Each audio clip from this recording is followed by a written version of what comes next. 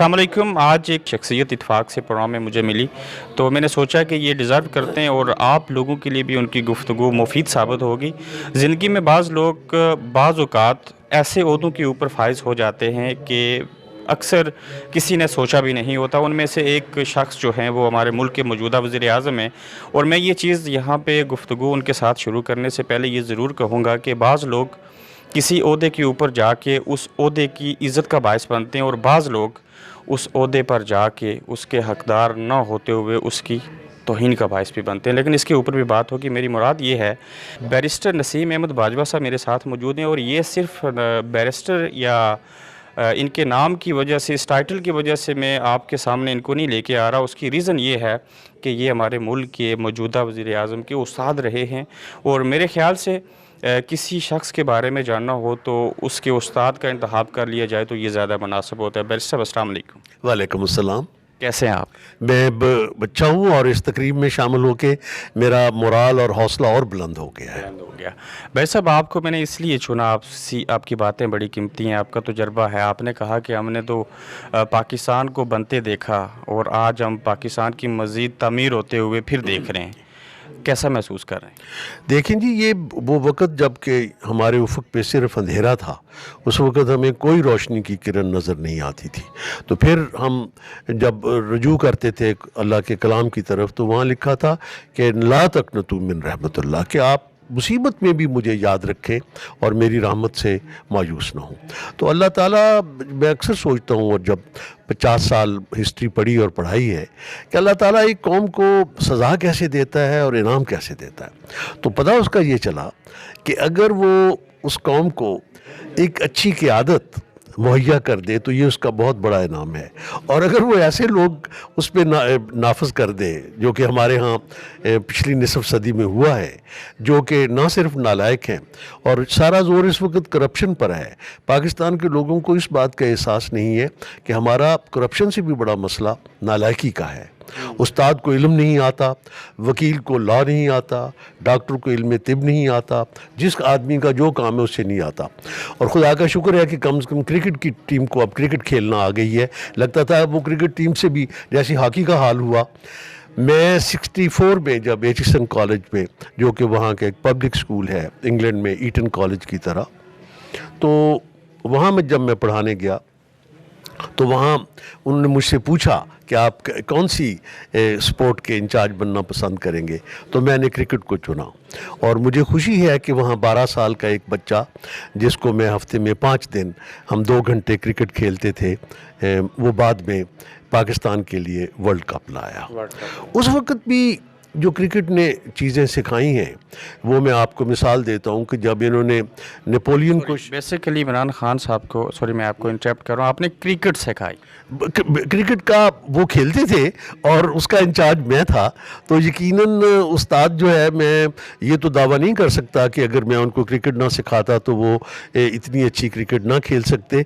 मैं हमेशा अपने बच्चों से मजाक के बाद कहता हूँ कि क्रिकेट के उस्ताद के बावजूद, जो कि अच्छी क्रिकेट नहीं खेलता था, शागिर्द बहुत अच्छी क्रिकेट खेला। हाँ, और खान साहब सीखने में कैसे थे?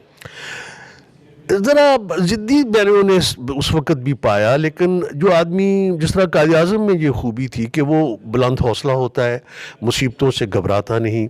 आप जानते हैं कि एक वक़्त था कि लोग कहते थे आज तो ये खुशकिस्मत है, इनके पास एक सीट है, अगले इलेक्शन में एक भी नहीं होगी। और उस वक़्त भी इमरान खान कहता था कि अगर अल्लाह ताला को मंजूर है कि मेरी क़यादत इस मुल्क को करप्शन के दलदल से निकालेगी, तो मुझे वो मौका मिला है। और मैं मिस्र के साबिक़ सदर और रहनुमा, सबसे बड़े अरब रहनुमा जमाल अब्दुल नासिर का ज़िक्र करूँगा। उन्होंने अपनी किताब में एक बात लिखी है कि तारीख़ में एक रोल अपने हीरो को ढूंढता है, और हीरो जो है वो अपना रोल नहीं बनाता। पाकिस्तान की तारीख़ ने जो है वो जिस नहज पे चल रही थी, अगर उसने बचना था, अगर अंधेरे ने रोशनी में तब्दील होना था, तो वहाँ एक तब्दीली ज़रूरी थी, और उस तब्दीली का निशान इस वक्त इमरान खान है। खान साहब के साथ आपने वक्त गुजारा, आपने उनको क्रिकेट सिखाई, आज भी आपको पहचानते हैं? जी हाँ, और एक दफ़ा वो जब बड़ी पुरानी बात है, जब वो क्रिकेट खेलते थे तो मैं अपने बच्चों के साथ मैच देख रहा था, तो उन्होंने फील्डिंग करते हुए डीप लेग पे अपने पुराने उस्ताद को देख लिया। तो जब ओवर तब्दील होने लगा तो वो छलांग मार के बाहर आए और तमाम लोगों की तवज्जो उस्ताद की तरफ चली गई। तो मुझे इस बात पे बड़ा फ़ख्र है कि उनको 64 जो कि बड़ी पुरानी बात लगती है, वो वक़्त आज भी याद है। आपको याद है, जो भी एक शख्स होता है उसमें मुस्बत और मनफी दोनों पहलू होते हैं। मैं आपकी ज़ुबानी सुनना चाहूँगा कि इमरान खान साहब की एक अच्छी बात और एक बुरी बात आप बताइए कौन सी है? बुरी बात जो है वो मुझे इस वक्त कहने में बड़ा तामुल लगता है, चूँकि वो एक ऐसे घोड़े पे सवार हुए हैं, वो इससे पहले कभी वज़ीर आज़म नहीं रहे, और जिस वज़ीर आज़म की जगह उन्होंने ली है वो लगता था पैदाइश से वज़ीर आज़म ही पहले वज़ीर आला थे। फिर अब उनको बड़ा अजीब लगता है, वो कहते हैं हुकूमत तो हमारा हक़ है और जब हम चले जाएंगे हमारे बच्चों का हक़ है। आज पाकिस्तान को वो वज़ीर आज़म मिला है जो पहले भी कभी नहीं रहा और अपने बच्चों को मौरूसी भी वो ओहदा नहीं देना चाहता। ये हमारा जमहूरी हक़ है कि हम जिस आदमी को पसंद करें। पाकिस्तान के लोगों ने उन पे एतमाद किया है, उनको मौका दिया है और हमें उम्मीद है कि तमाम मुश्किलात के बावजूद अगले चंद सालों में उनको वही कामयाबी मिलेगी जो पख्तूनख्वा में मिली, और वहाँ उनकी सीटें, पख्तूनख्वा की रवायत ये है कि जिसकी भी हुकूमत हो वो अगला इलेक्शन हारता है। इमरान खान इस लिहाज से खुश नसीब है कि तहरीक इंसाफ की सीटें डबल हो गई। अच्छा बैर साहब, ये बताएं कि खान साहब को सबसे पहले 3 बातें कौन सी करनी चाहिए? आपको तजुर्बा क्या कहता है मुल्क की बेहतरी के लिए? मुझे तो ये लगता है कि सबसे ज़्यादा उन्हें डर जो है मुझे उनके दुश्मनों से नहीं, उनके दोस्तों से लगता है कि वो, और मैंने जो भुट्टो साहब का हशर हुआ, मैंने उन्हें 3 बातें लिख के भेजी हैं कि भुट्टो साहब के अरूज और आपके अरूज में कई बातें मुश्तरक हैं, उनके ज़वाल से सबक सीखें। सबसे पहले तो यह है कि जब से पार्टी ने इलेक्शन जीता है, तहरीक इंसाफ बतौर सियासी जमात के बिल्कुल पस मंज़र में चली गई है। ये गलती, मोहलक गलती भुट्टो साहब ने भी की। पीपल्स पार्टी उस वक्त तो ज़बरदस्त थी जब वो इक़्तिदार में नहीं आई थी, इक़्तिदार मिला तो पार्टी ख़त्म हो गई, और जब उन पर बुरा वक्त आया तो पार्टी का नामो निशान नहीं था। आज तहरीक इंसाफ बतौर सियासी जमात के पस मंज़र में चली गई है। सबसे पहले ज़रूरत है अपनी जमात को मजबूत करें, यही उनकी क़ुव्वत का राज है। दूसरा ये है कि अपने नादान दोस्तों से, जो कि अक्लमंद दुश्मनों से ज़्यादा नुकसानदेह हो सकते हैं, उनको पहचानें। मैं एक बुज़ुर्ग आदमी हूँ, मेरे लिए अच्छा नहीं लगता कि मैं उनके नाम लूँ। मेरा ख्याल है इमरान साहब उनको मुझसे बेहतर जानते हैं। तीसरा ये है कि पाकिस्तान में लोगों से वो कहते हैं कि मुझे बार बार यू टर्न लेना चाहिए।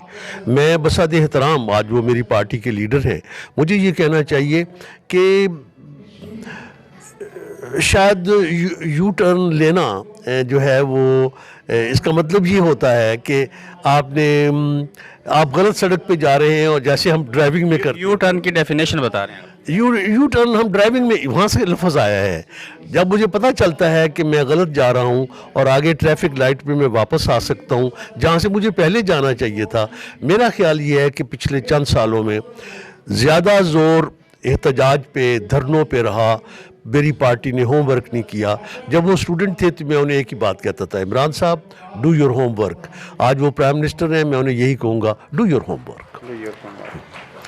बहुत शुक्रिया आपके टाइम का। इमरान खान साहब के उस्ताद होने के नाते इन्होंने जो मशवरा उनको दिया, और उस मशवरे की रोशनी में यू टर्न की जो डेफिनेशन उन्होंने बताई, यकीनन खान साहब के ये उस्ताद हैं, और अगर उन तक ये चीज़ पहुँचे तो ज़रूर उनको उसके ऊपर अमल दरामद करना चाहिए। और लीडर को जब कोई बात कहते हैं सोच समझ के कहनी चाहिए। और उनके उस्ताद की रोशनी में जो गुफ्तगू आपने इनसे सुनी, खान साहब कैसे इंसान थे एज ए स्टूडेंट, और अब उनके उस्ताद उनसे क्या उम्मीद रखते हैं।